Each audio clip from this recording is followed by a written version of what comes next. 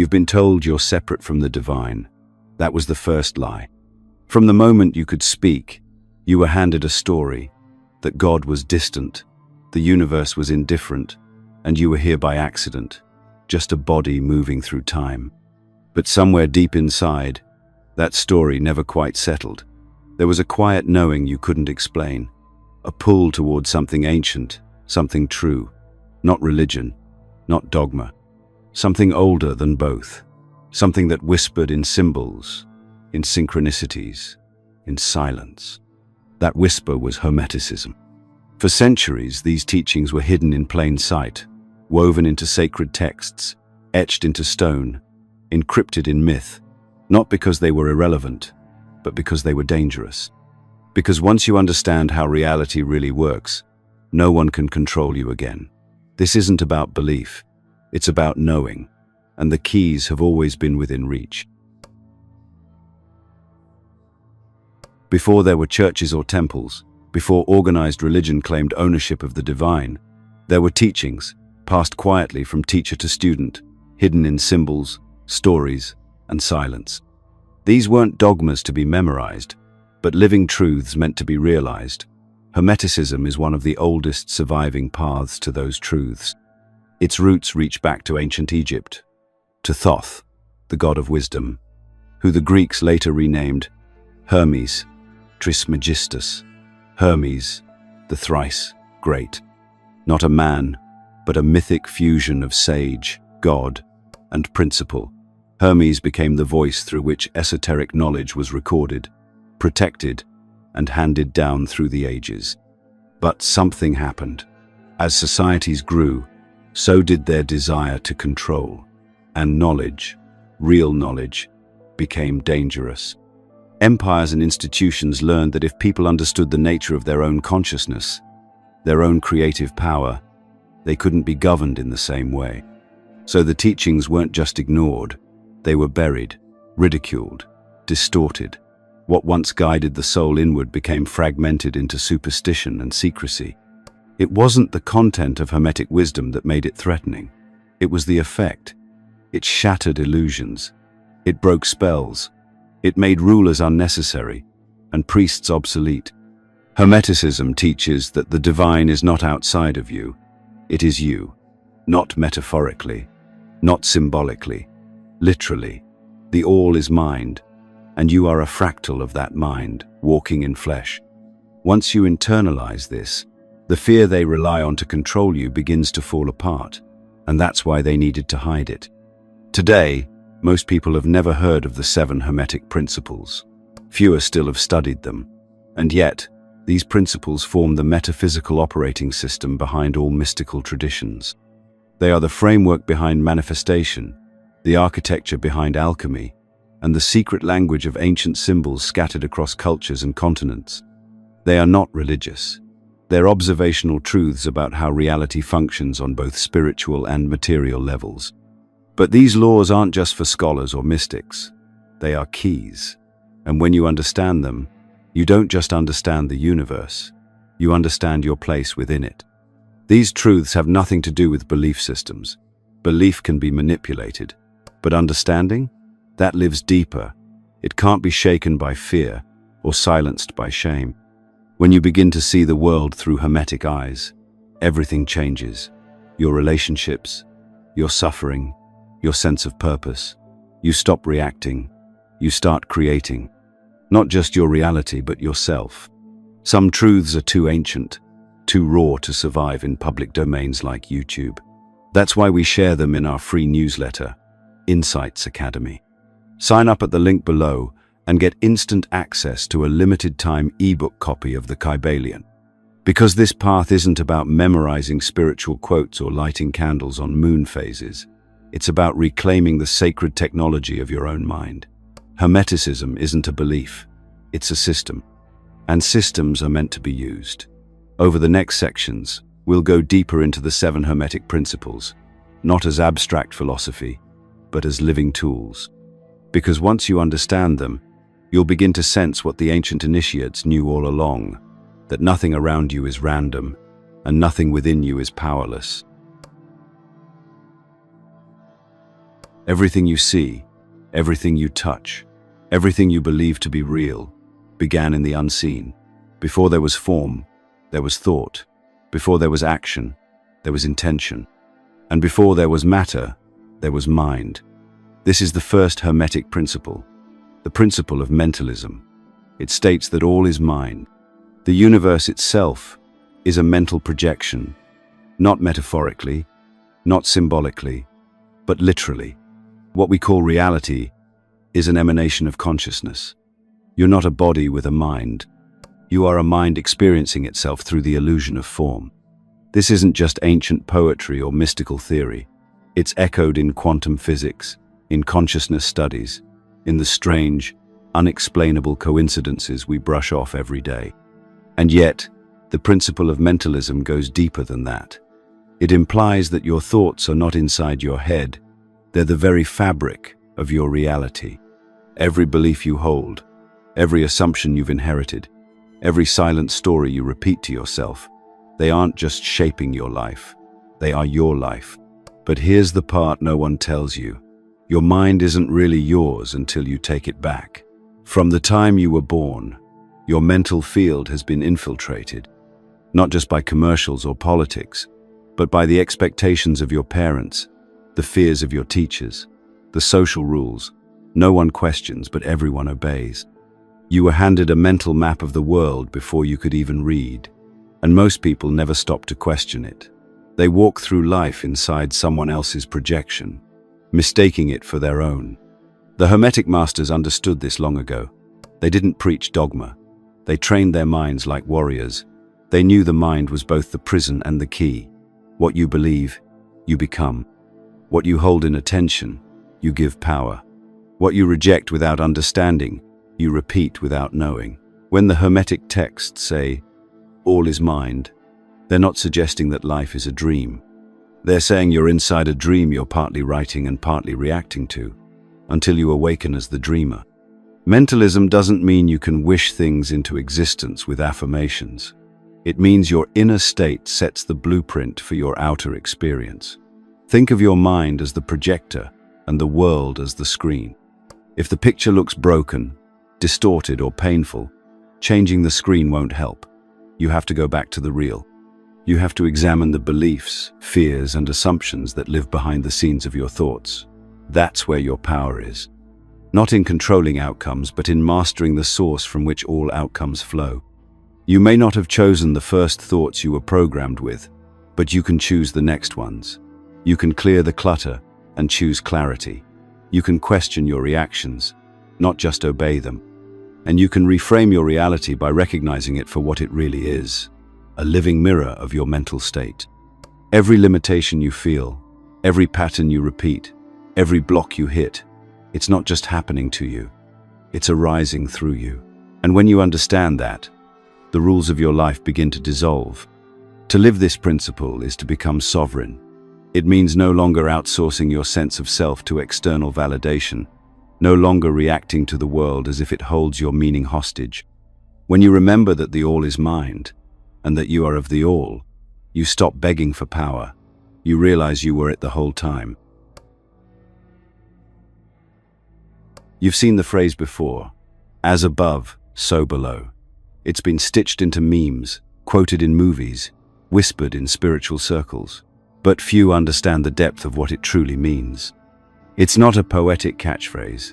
It's a law, one of the core Hermetic principles that governs everything from the stars in the sky to the thoughts in your mind. It tells us that what happens in one realm is mirrored in another, that the macro and micro are reflections of the same source, that the structure of galaxies and the architecture of your cells are both written in the same sacred language. This law is the key to decoding the hidden patterns in your life. It means that your external world is not just connected to your internal world, it's patterned after it. If there is chaos inside, it will eventually spill out. If there is unresolved pain, it will find a mirror. Relationships, finances, health, they don't arise in isolation. They follow the invisible blueprint of your inner state. The teachings of as within, so without are not just metaphysical, they're mechanical. They operate with precision, whether you're aware of them or not. That brings us to the third Hermetic law, the principle of vibration. It states that nothing rests. Everything moves. Everything vibrates. From the densest rock to the subtlest thought, everything in existence is in motion. The only difference is frequency. What we call matter is simply energy vibrating at a slower rate. What we call spirit vibrates faster. And between those poles is the entire spectrum of your reality, your emotions, your intentions, your voice, your silence. When you feel low, you're not just being metaphorical. Your vibration is literally denser. Thoughts of guilt, fear, or shame carry a measurable energetic weight.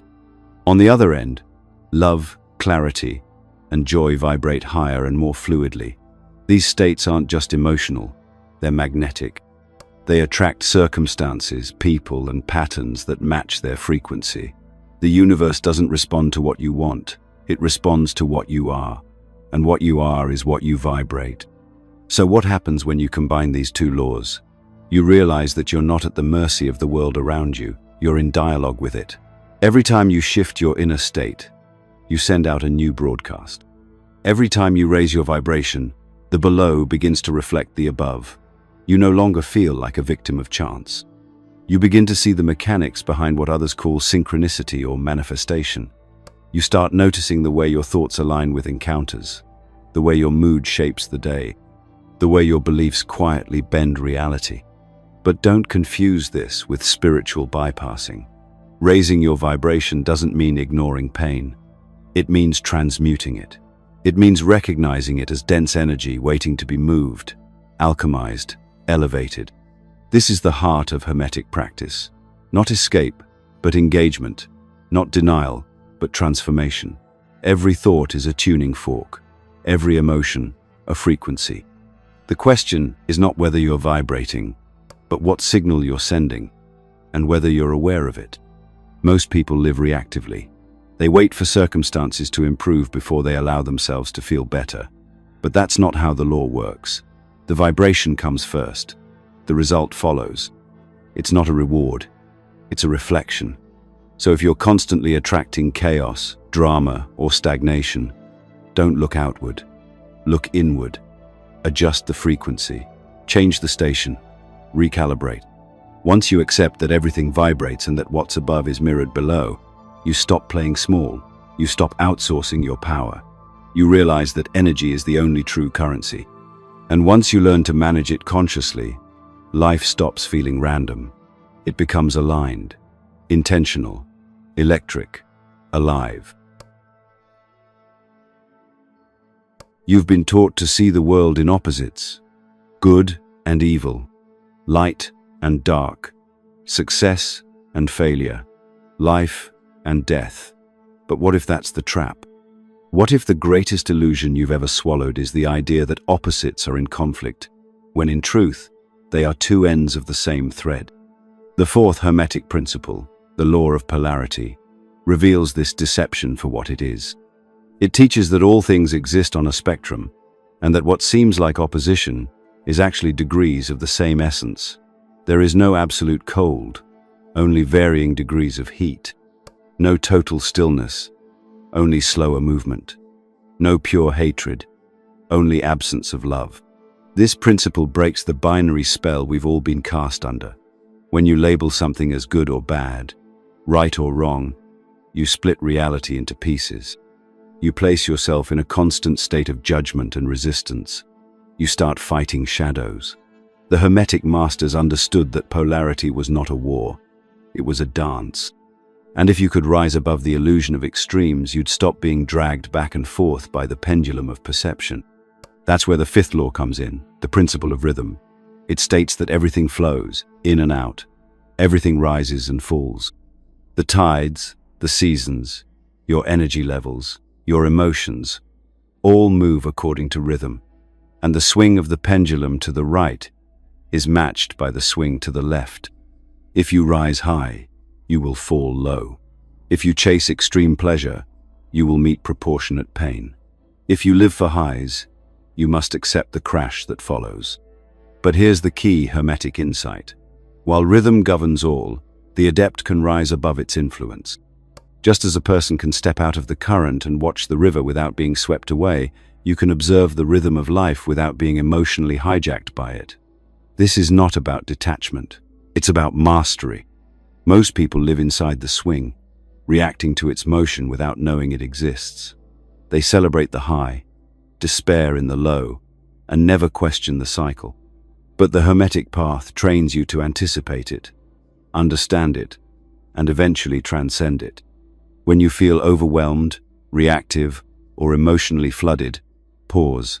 Ask yourself, what direction is the pendulum swinging? Are you in a reaction, or are you observing the rhythm? Just this shift in awareness begins to separate you from the emotional inertia that keeps most people trapped. And when you apply this to polarity, something even deeper unlocks. You begin to understand that pain carries the seed of healing, that fear can be flipped into courage, that your greatest weakness may be your shadow strength in disguise. Nothing exists in isolation. Every light casts a shadow, and every shadow is defined by the light. To hate one side of the polarity is to deny half of the whole. The Hermetic view invites you to embrace both, not to justify harm, but to integrate wholeness. Polarity is not the enemy, it's the teacher. It reveals what you reject, what you judge, what you haven't yet claimed as part of your totality. And rhythm is the force that moves you through these experiences, giving you the opportunity to learn again and again until you stop resisting and start riding the current consciously. When you rise above the seesaw of reaction, you move from victim to creator. You stop fearing the fall because you no longer chase the high. You enter into a new kind of stability, not the frozen kind, but the grounded kind, the kind rooted in knowing, the kind that doesn't flinch when the pendulum swings, because you've stopped being its puppet and started being its witness. Cause and effect. It sounds simple, obvious, even. You do something, and something happens in return. But the sixth Hermetic principle, cause and effect, goes far deeper than surface-level karma. It teaches that nothing in the universe happens by chance. Every effect has its cause, and every cause has its effect.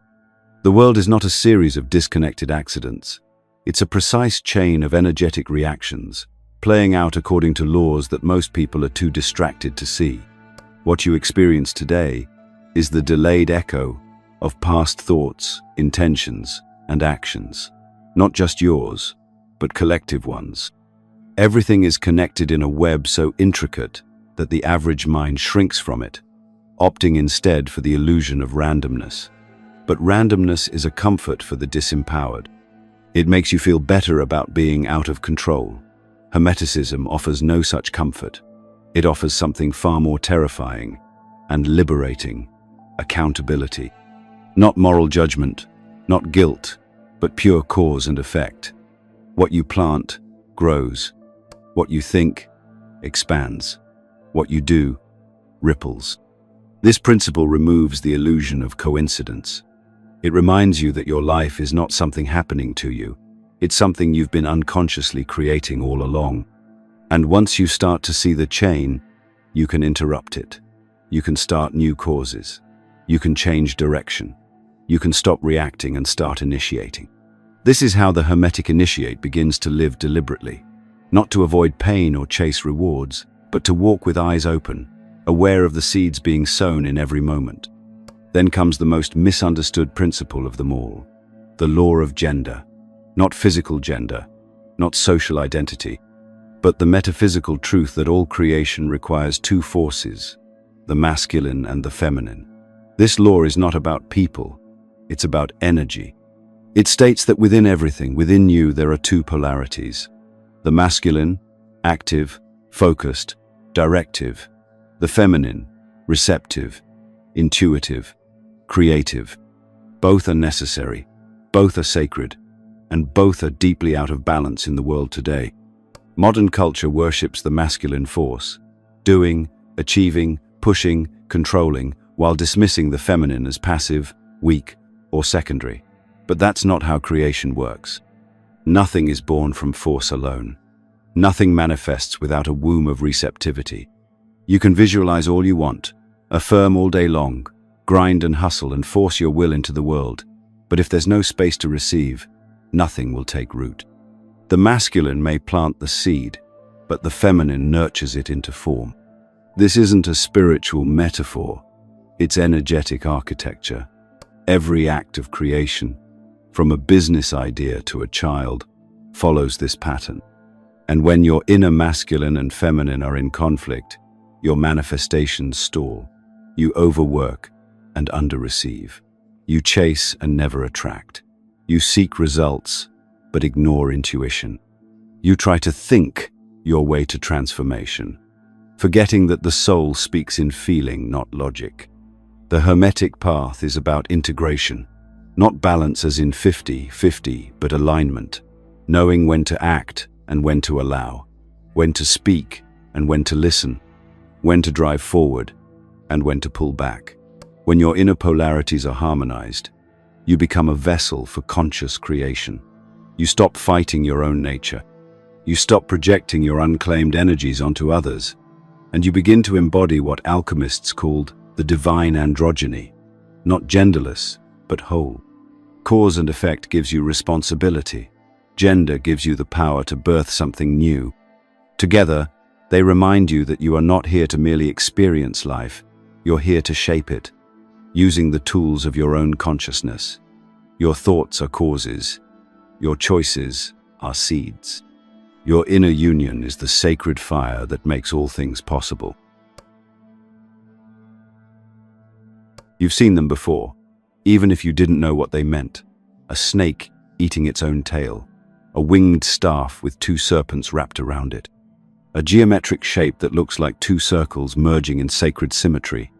These are not decorations, they're messages, symbols, ancient sigils encoded with truths that were too dangerous to write down and too sacred to say out loud.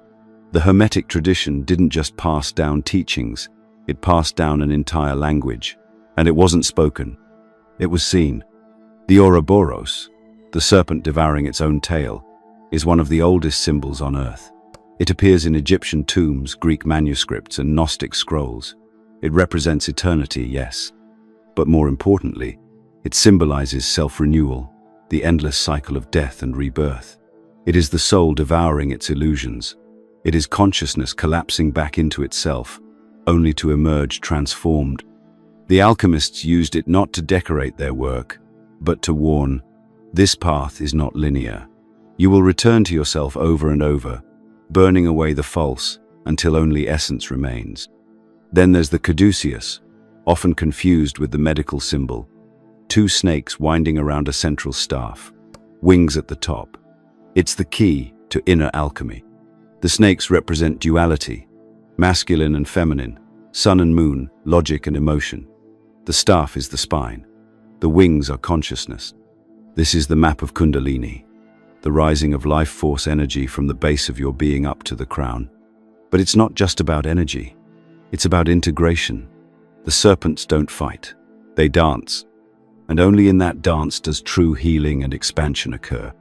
The Vesica Piscis, the overlapping of two circles, is the womb of all sacred geometry.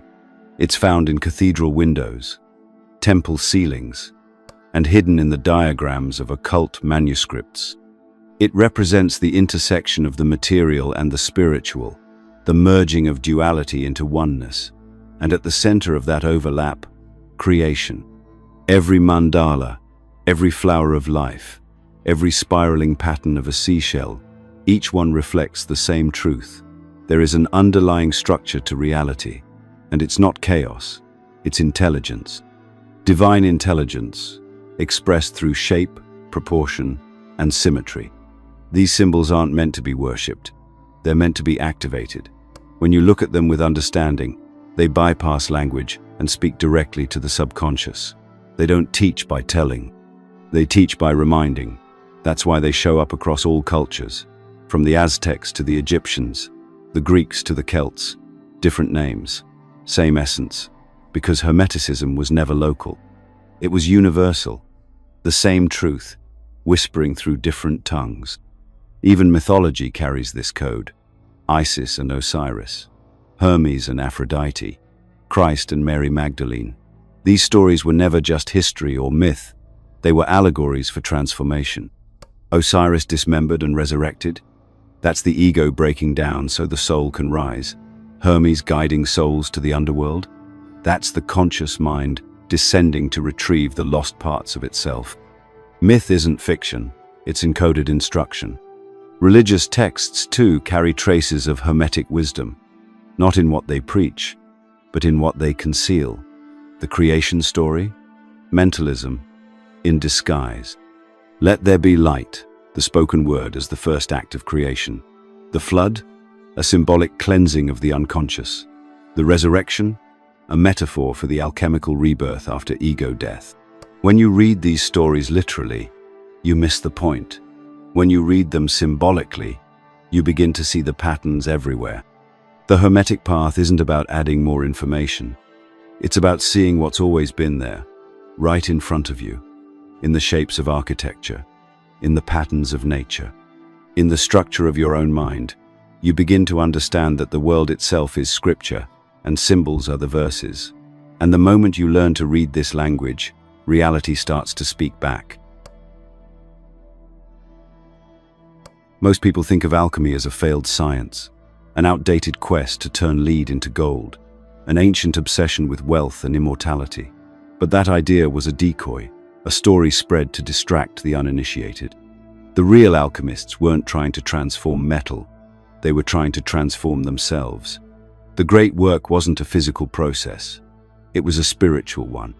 And the gold they sought was the purified soul, stripped of ego, shadow, and illusion.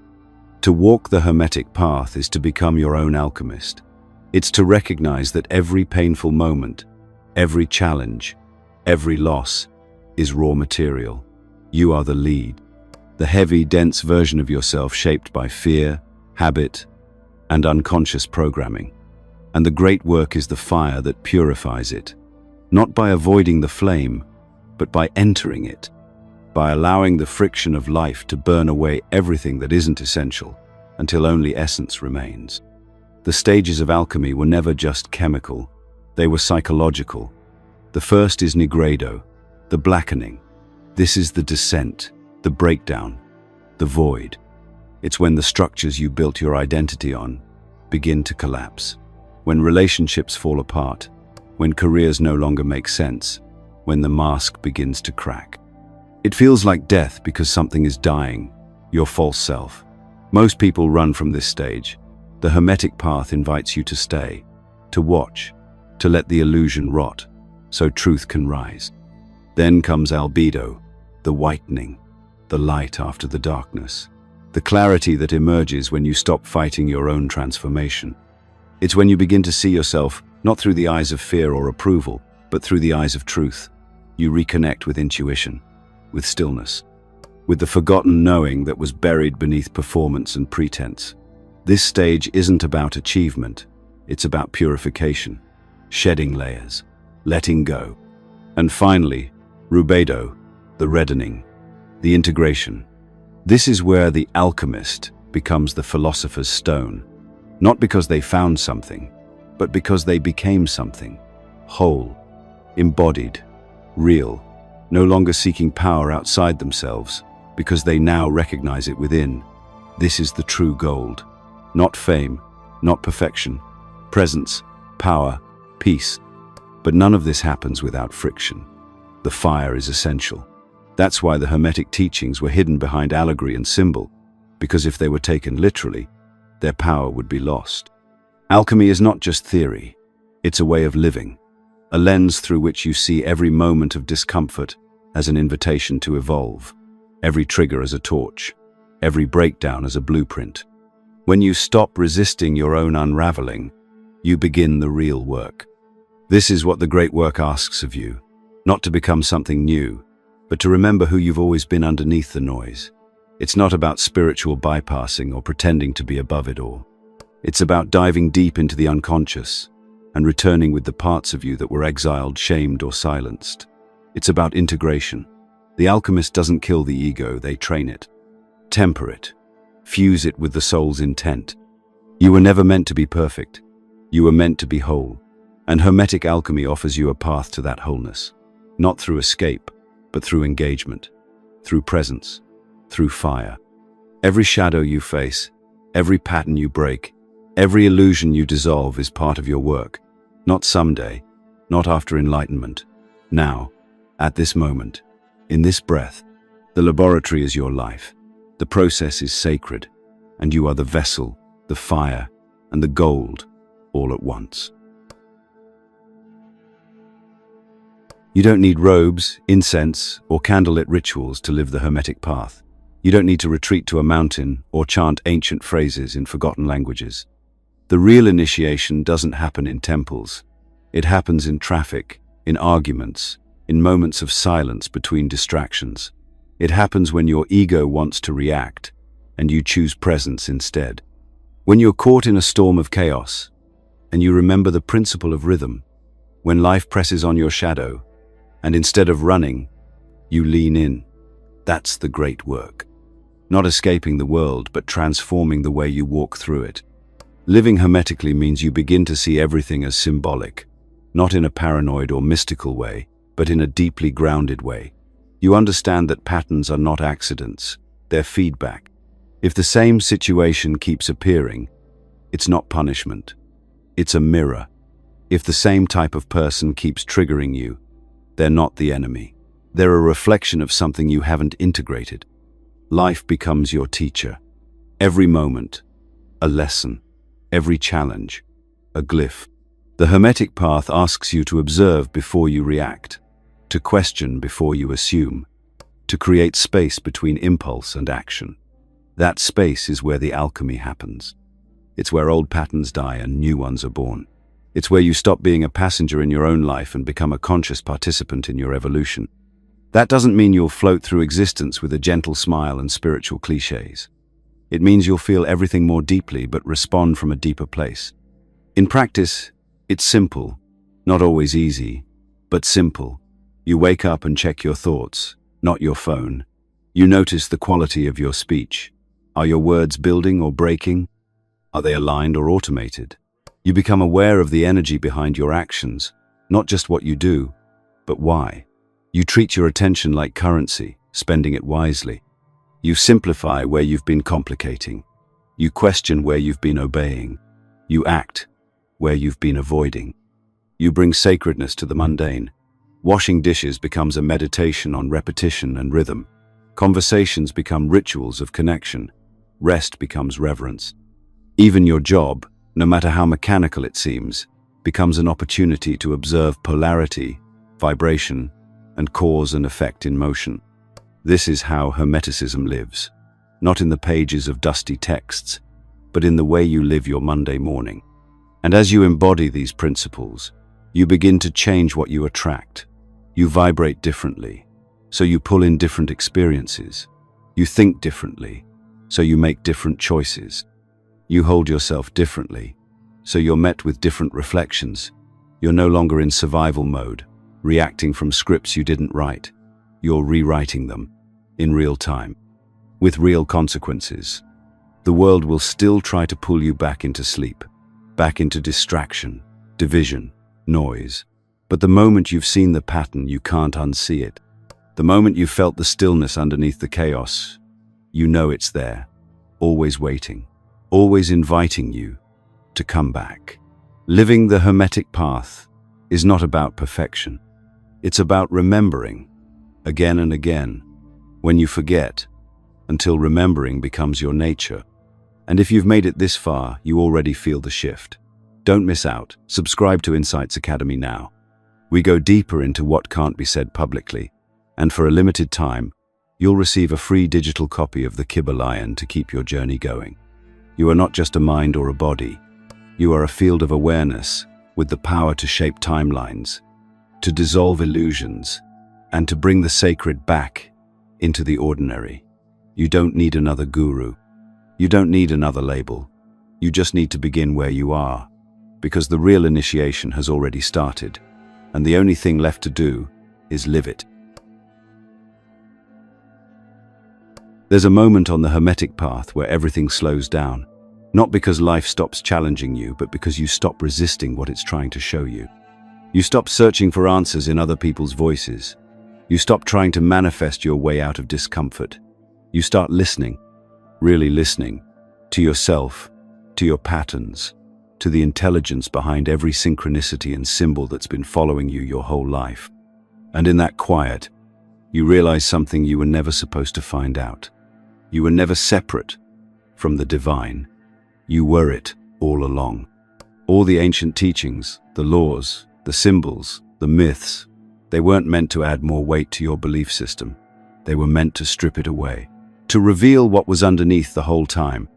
A mind that is part of the all, a soul that never needed saving, a presence so infinite and so intimate that it could hide inside your heartbeat and still contain galaxies. Hermetic wisdom doesn't give you salvation, it gives you sovereignty. It doesn't offer a heaven somewhere out there. It reveals the sacred right here, in this breath, in this body, in this broken, beautiful world. It doesn't promise that you'll never struggle. It promises that the struggle won't own you anymore, because now you see the map, you see the mirror, you see the mechanism. And more than that, you see the power you've always had to choose something different. You begin to move through life with a kind of silent authority, not loud, not performative, but grounded. You become less reactive, not because you don't feel, but because you've stopped being ruled by the pendulum. You hold your vibration not through control, but through awareness. You live the laws, not by reciting them, but by being them. You become the cause, not just the effect. You become the still point around which rhythm flows. You become the union of your own inner opposites. And in that union, you stop chasing wholeness, because you finally remember that you were never incomplete. This is the rebirth, not a new identity, not a new aesthetic, a return, a homecoming, a remembering so deep that even your shadow starts to soften, not because it's gone, but because it's no longer misunderstood. You're not trying to ascend anymore. You're here, fully, present, rooted, awake. And the truth is, there's no secret order you need to join, no spiritual ladder you need to climb. You don't need a robe, or a title, or a ceremony to be initiated. Life is the initiation, and you've been walking through it every single day. Every argument, every heartbreak, every breakthrough, that was the training, that was the fire, that was the work. You were never waiting for a sign. You were the sign. You were never lost. You were being led. And now, you see it clearly. The Hermetic path doesn't end in certainty. It ends in clarity. Not the kind that demands answers, but the kind that makes peace with mystery. You'll still have questions. You'll still forget. You'll still fall asleep sometimes. But now you know how to wake up. Now you know what to look for. And more importantly, you know who you really are beneath the programming, beneath the roles, beneath the noise. This isn't the end. It's the beginning. A new kind of life. A new way of seeing. A new level of responsibility for your thoughts, your energy, your presence. You don't need to seek approval anymore. You don't need to be understood. You just need to stay aligned, stay awake, stay real. And if you're still here, reading these words, you're ready. The great work isn't something you study, it's something you live, and you're already living it. If this video resonated with you, let us know by commenting. I understood it.